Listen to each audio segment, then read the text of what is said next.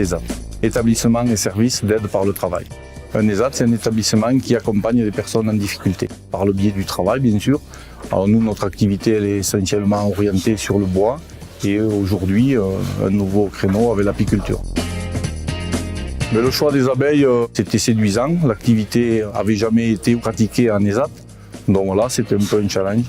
L'argent que nous avons reçu de la part de la caisse d'épargne a servi à acheter divers matériels nécessaires à l'apiculture, notamment un extracteur, une centrifugeuse, des fûts de stockage, des colonies d'abeilles, du bois pour créer des nouvelles ruches en vue de notre extension.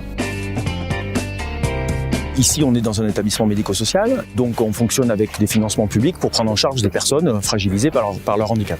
Dès lors qu'on a une action un peu innovante, et c'est le cas effectivement de cette miellerie, on est obligé, et c'est très bien comme ça, d'aller chercher des financements un peu, ce qu'on appelle des financements hybrides, ou qu'on appelle le mécénat.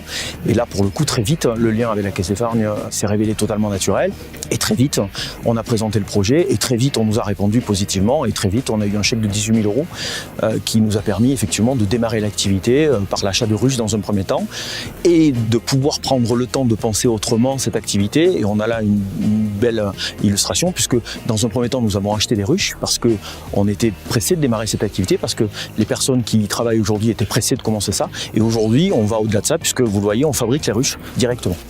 Ça leur apprend à se positionner par rapport à un animal, ça leur amène à prendre de la patience, à avoir beaucoup d'observation.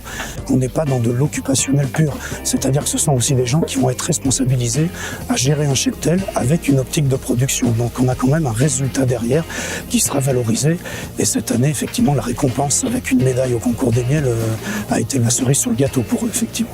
Ils en sont très fiers. C'est une activité riche parce que lors de nos déplacements, on a l'occasion d'échanger dans le camion.